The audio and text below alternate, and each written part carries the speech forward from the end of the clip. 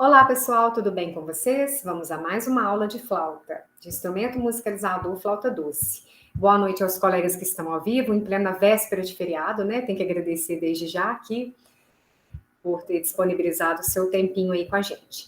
Então, hoje nós vamos falar de uma unidade no guia que eu gosto muito, e embora a gente, né, tenta ser o mais claro possível, acaba ficando algumas dúvidas, que é com relação aos métodos de flauta doce. E quando a gente fala de método, a gente não está falando de um caminho único ou de um livro específico que dá um resultado maravilhoso, não. Eu vou apresentar para vocês as opções que a gente tem no mercado. É claro que tem muitas outras, se vocês digitarem no Google método de flauta, vai aparecer uma infinidade. Eu vou mostrar aqueles que são mais tradicionais, digamos assim, os mais conhecidos, que estão dentro das escolas de música há muitos e muitos anos, e aqueles modernos que estão entrando no mercado, que inclusive alguns foram citados aí no guia de estudos. E dentro do possível, né, a gente vai mostrando as semelhanças, as diferenças, as vantagens de cada um deles. Mas posso dizer desde já que não existe método perfeito, tá? A gente pode fazer uma mistura, uma mescla de métodos, de repente você inicia com um, passa para o outro. É mais fácil, às vezes, de repente, montar uma apostila. E a gente acaba habituando a ter a nossa própria forma, claro, né? O nosso próprio método de trabalho, a nossa própria pedagogia de ensino, tá? E isso eu acredito que vai valer para todos os instrumentos. Mas no caso da flauta doce aqui, a gente vai falar um pouquinho. Então, eu coloquei no guia de vocês que a gente tem dois tipos de método. Aqueles que são repertório de uma voz, que sugerem desde as primeiras lições uma outra voz que geralmente é realizada pelo professor. Então, é como se fosse um jogo de pergunta e resposta. Geralmente o aluno toca, às vezes, uma nota bem simples, ou rítmica bem simples, e o professor vai responder com uma segunda voz, que é o mais comum de se ver nos livros de flauta, tá? Então, nesse campo, a gente pode citar o Tirler, a gente pode citar a Elisabeth Procer, que é um método um pouquinho mais moderno, bom para criança também, um pouquinho diferente, e também o Mário Videla. Desses aqui, os mais conhecidos e antigos são o Tirler e o Mário Videla. Para exercícios de pré-leitura, vamos falar assim para você que tem uma necessidade ou que já trabalha com algum tipo de projeto ou pretende trabalhar com algum projeto na sua comunidade ou no seu trabalho, que está envolvendo crianças muito pequenas. Então, a gente chama de métodos de pré-leitura justamente porque são métodos que preparam para a leitura de partitura tradicional, eles não são uma leitura específica. Então, a gente tem aqui a Rosa Lúcia dos Mares Guia, que é mineira, e ela faz um trabalho interessante com gráficos, tá? E ela fez esse livro praticamente inteiro de gráficos. Então, é um tipo de livro que a gente vai usar por muito tempo? Não. Mas a gente pode fazer uma iniciação com ele, com um aluno de 5, 6 anos, e depois passar para a Teresa Castro, por exemplo, que eu vou mostrar, e depois para um outro método mais tradicional, com a leitura de notas especificamente. Mas até lá, o aluno já aprendeu a afinação, a postura, ele já acostumou mais com a flauta, ele já tem uma certa noção básica, digamos assim, para facilitar a leitura dele depois. Por isso que a gente chama de pré-leitura, tá? Então, a Rosa Lúcia trabalha nessa linha. Tem uma autora que eu gosto muito, que é a Teresa Castro, inclusive eu citei um pouco ela no guia de estudos também, e ela faz uma leitura bem específica de gráficos com cores. Ela não trabalha com cores relativos e comparando a notas musicais, como eu faço. Ela trabalha com cores no sentido de tempo, de ritmo. Então, por exemplo, o amarelo é um tempo, corresponderia a semínima, tá? E o vermelho corresponderia a uma nota, por exemplo, de 2 tempos, que seria a mínima. Como que funciona a leitura dela? Funciona de cima para baixo, tá? A indicação aí dos quadrinhos, eles estão dentro, igual eu falei para vocês, das proporções de valores. Então, ela traz uma leitura assim, tá? Vertical, e os quadrinhos são posicionados de acordo com a leitura. Então, por exemplo, aqui é o tradicional 2x10, que a gente até fez uma aula com áudio, ela faz aqui na forma de gráfico, ó.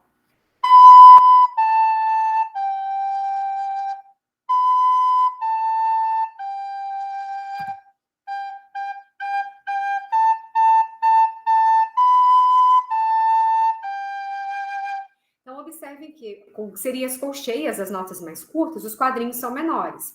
O livro da Teresa, ele vem, o livro com essa legenda, digamos assim, com essa forma escrita, e ele é todinho assim. Ela não trabalha com leitura relativa de notas musicais, tá? Quer dizer, com a leitura tradicional, com clave, nada disso. Ela trabalha e vai aumentando as notas. Você começa com si, depois é si, lá, depois si, lá, sol, depois ela passa para outra nota e vai indo até chegar uma quantidade de notas, umas 5 notas mais ou menos, 7 notas, que ela considera essenciais para a iniciação musical. Também é um livro de pré-leitura, tá?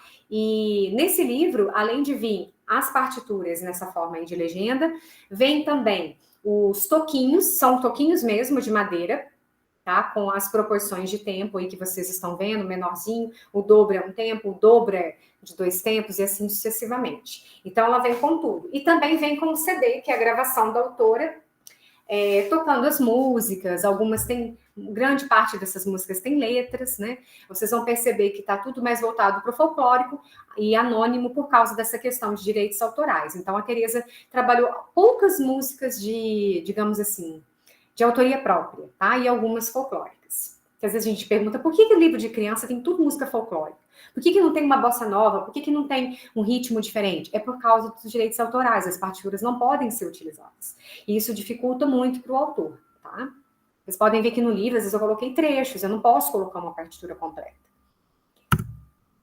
Aí a gente tem também, que já foi citado aí, né, como esses de pergunta e resposta, geralmente o professor faz uma segunda linha mais adiantada e tal, que é a Judite e o Mário Videla, eles trabalharam em duplas, tá? Numa década onde a produção de flauta, de educação musical foi muito, muito requisitada no mercado, e eles tiveram que escrever muito rápido esses métodos, tá? A gente tem 3 níveis desses livros, e até hoje eles são muito utilizados. Eu particularmente gosto muito do Mário Videla, eu acho que é um método que trabalha um pouco a escala pentatônica, e isso facilita bastante a leitura musical dos alunos, tá? E as linhas também são bem escritas, vocês vão perceber aqui.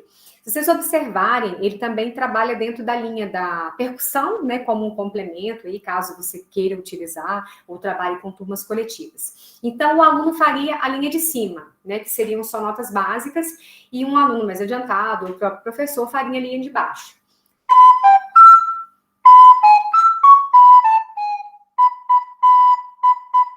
Essa é a voz do aluno, né?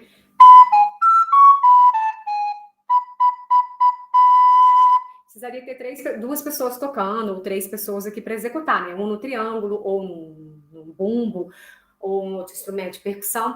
Mas a ideia é essa, é fazer aquela coisa da pergunta e resposta, né? Aqui a gente utilizou apenas a nota si. E o professor faz uma voz mais elaborada, ou, né, pode colocar letra, dá uns efeitos bem interessantes.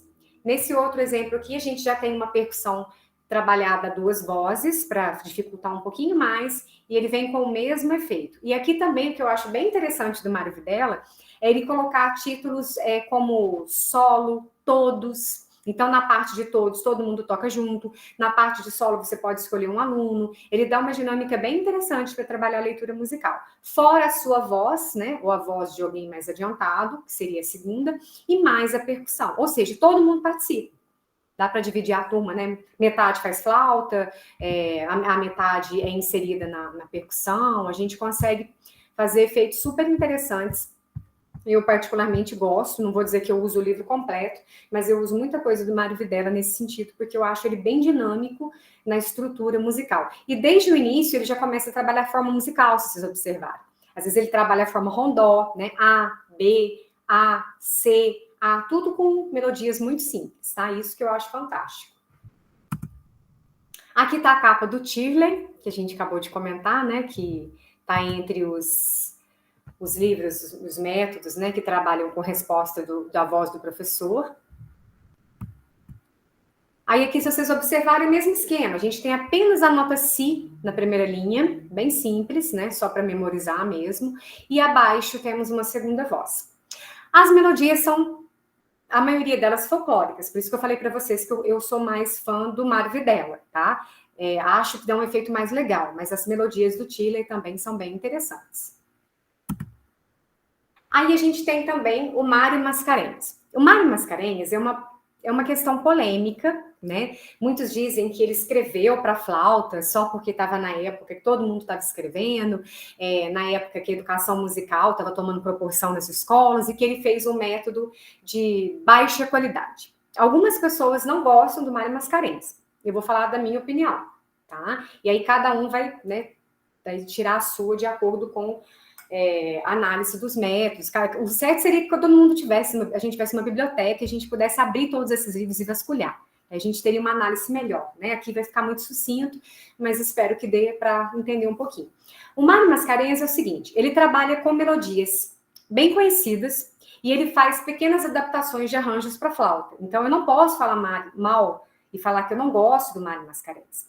Digamos assim, claro, a leitura inicial dele, as primeiras páginas, já estão um pouco ultrapassadas. O método é um método antigo. Não tem como a gente querer que seja um método voltado para a letra e para, digamos assim, ilustração do livro atual. Mas é um livro muito interessante no sentido da forma com que ele escreve as pequenas adaptações para flauta, e que é muito difícil de achar. Então, por exemplo, ele tem 3 volumes. O primeiro volume é muito simples, né, melodias mais tranquilas. O segundo volume ele já entra com algumas melodias conhecidas, como o Lago dos Cisnes.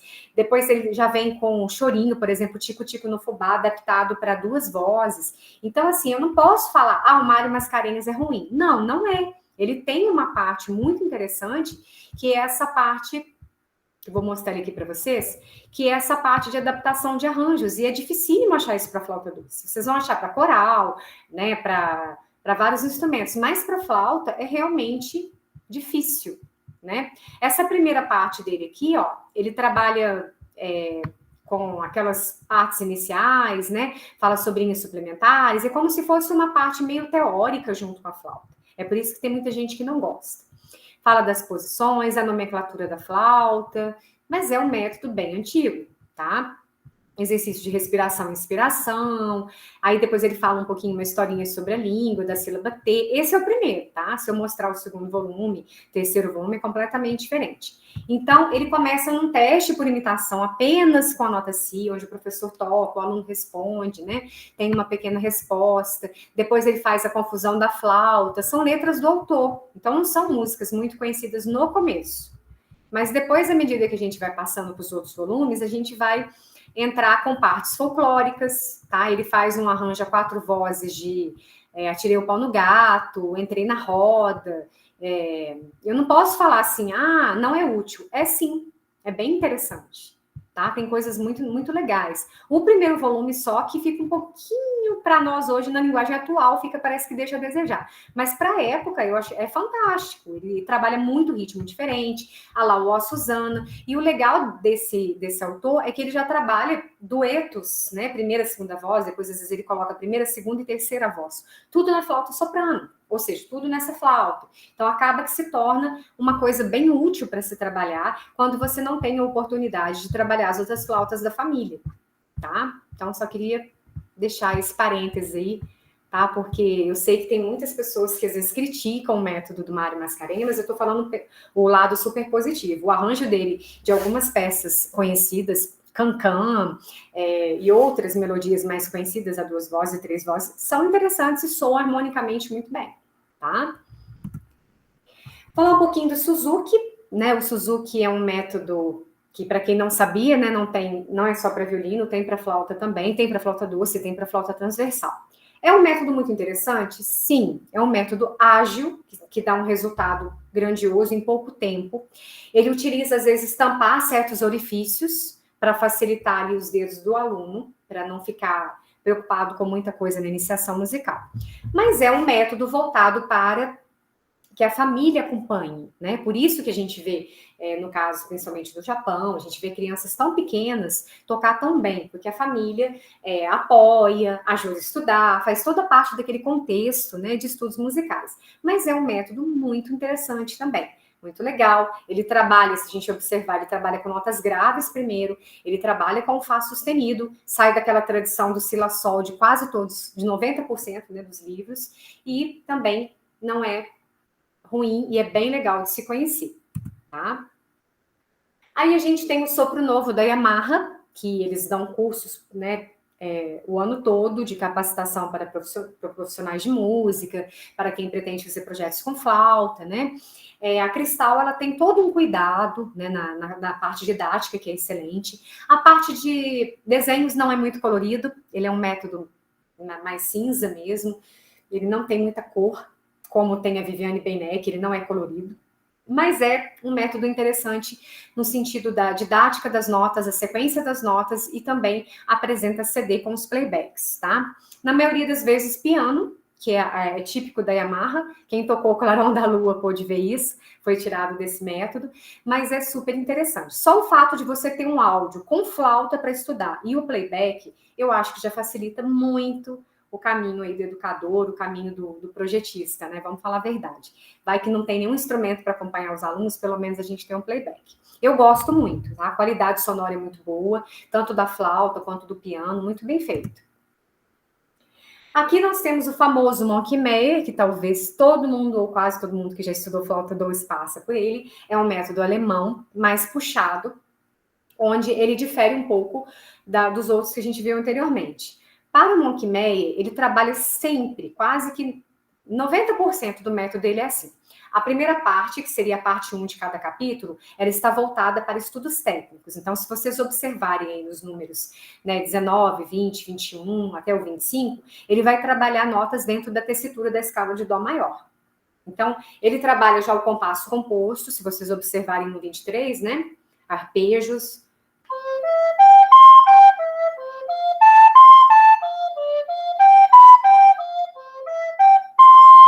Claro que subentende que você já passou o capítulo das primeiras notas, tá, gente? Aqui nós já estamos na nota grave.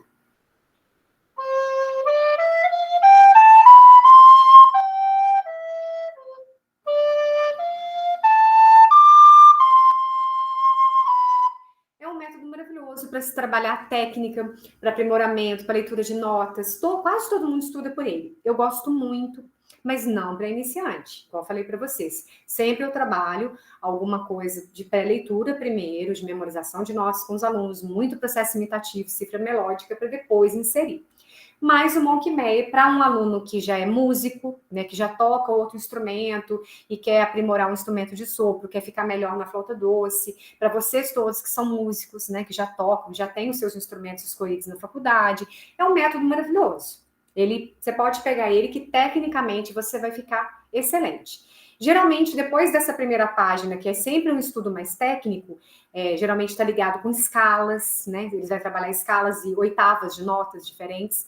Ele trabalha um pouco do repertório. Aí ele vai misturar um pouco do repertório erudito, europeu, e raramente alguma coisa folclórica no final, tá? Mas não tem músicas muito conhecidas. Por isso que é um método maravilhoso para trabalhar a leitura de notas e educar musicalmente. Para quem não conhece, esse é o Monkey Meyer, 1905-1992. Deixou um legado assim de métodos maravilhosos. Tem também para flauta contralto. Nós não vamos entrar em detalhes, que aqui no curso a gente só estuda soprano, mas é maravilhoso. E agora vamos falar, né, de atualidade e de didática. A gente tem aqui a Viviane Beinec, que foi citada no nosso guia também. Essa é uma página do método Lenga-La-Lenga. O livro dela é bem colorido, as páginas são muito bem desenhadas, dentro do folclore também, só que com uma diferenciação. Ela trabalha com um jogo que ela chama de mãos e copos, então você utiliza copos e percussão um pouco meio que corporal, inserida no contexto das atividades da autora, tá? Algumas partes ela trabalha com duas vozes, igual essa página que eu pus para vocês.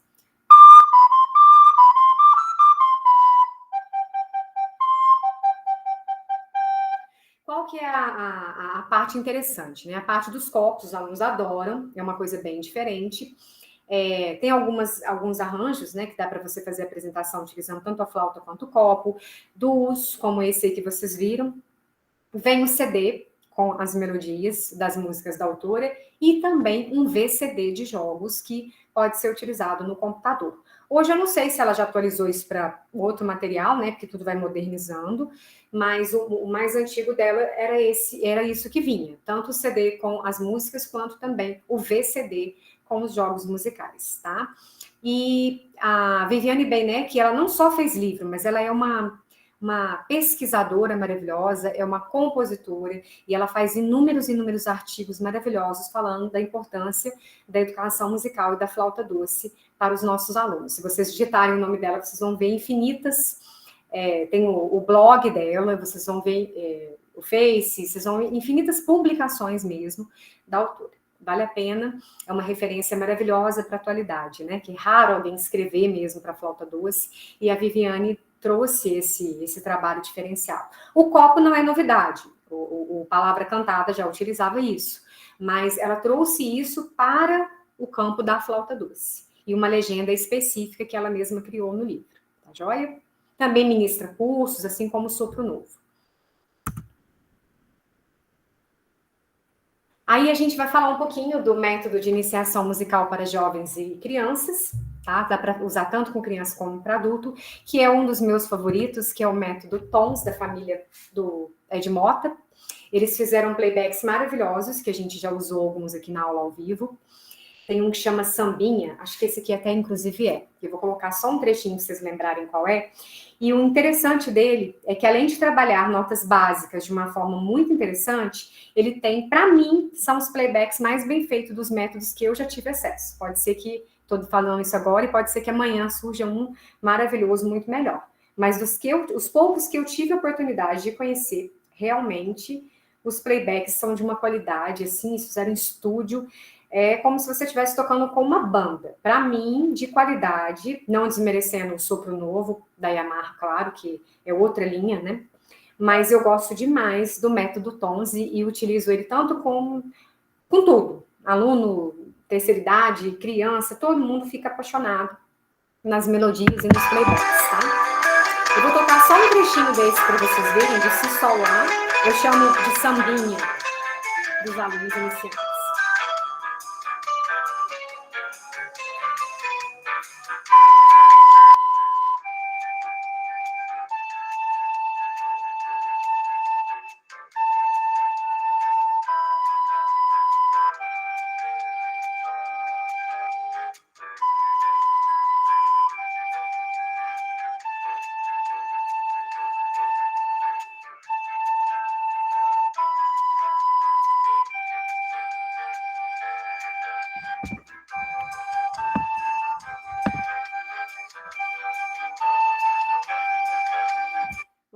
Inteiro, mas é só para vocês verem. A qualidade é excelente. Tem volume 1 e tem também o volume 2, tá? Não tem só o volume 1, que o volume 1 tem peças mais simples, porém os playbacks são maravilhosos, e o volume 2 tem músicas mais conhecidas também, e é muito interessante o trabalho deles. Há pouco tempo estava esgotado, depois eles iam fazer uma nova edição, mas vale a pena. Quem estiver procurando qualidade, modernidade e aplicação em sala de aula, os playbacks dá para usar nas apresentações. A qualidade realmente é muito boa. Aqui é o restante da música, eu não toquei ela completa, né? Mas só para vocês terem mais ou menos aí uma ideia. Agora eu vou mostrar aqui para vocês um pouquinho, né? Não completo, igual eu falei, eu gastaria muitas horas para fazer isso. Esse aqui é o Suzuki, ali a gente mostrou só uma página, mas só para vocês terem uma ideia. Tá? É o volume 2, aí aqui a gente já entra com escalas, arpejos, estudos preparatórios, trechos, né, de músicas clássicas, de músicas eruditas. Esse aqui é da Nereide, método também para criança, tá? Esse já é para iniciante mesmo. Ela vem com aquela velha, né? Todos os métodos praticamente têm isso. Postura, como segurar a flauta, embocadura. Ela trabalha com alguns exercícios também. E é interessante mencionar que quase todos os livros falam tu, né, gente? Mas eu particularmente não gosto, acho muito agressivo. Eu uso muito T ou D na hora de falar, a pronúncia, tá? Mas isso é uma particularidade minha. Eu acho que esses tu foram traduzidos de alguns métodos franceses, e os franceses não falam T com uma intensidade que a gente fala aqui no Brasil. Então, para mim, ele funciona mais o T ou D, eu acho mais suave, tá? Mas nos livros quase sempre vai estar escrito tu. Aí ela vem, né, com a parte também teórica para ajudar os alunos, assim, né, quase que uma pré-musicalização para iniciar as notas na flauta doce. Esse aqui é o Suzuki volume 1, que eu coloquei esse aqui para vocês verem, tá? Depois ele já trabalha as primeiras melodias com staccato, como eu falei para vocês. É bem rápido o rendimento, né, do Suzuki. Tá? Esse aqui é o da Elizabeth Procer, que eu acabei citando, mas eu não coloquei, acho, no slide.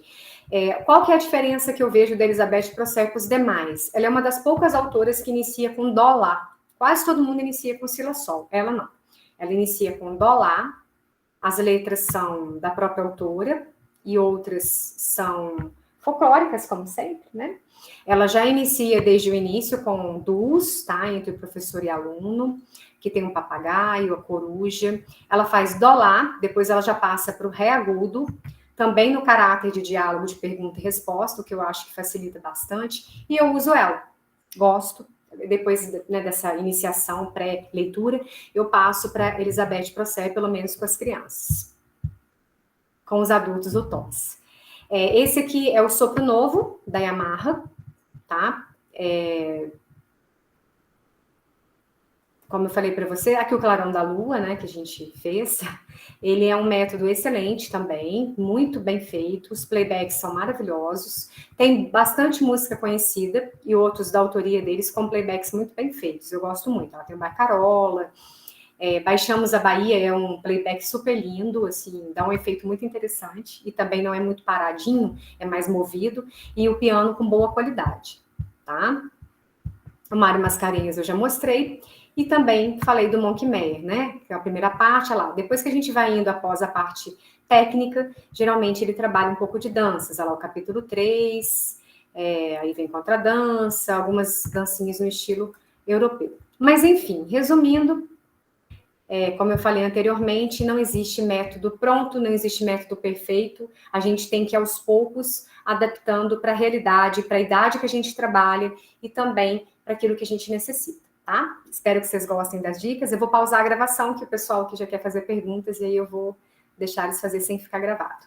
Boa noite a todos, que não tiverem mais dúvidas, e mais uma vez eu agradeço a presença pela véspera de feriado. Deixa eu pausar aqui.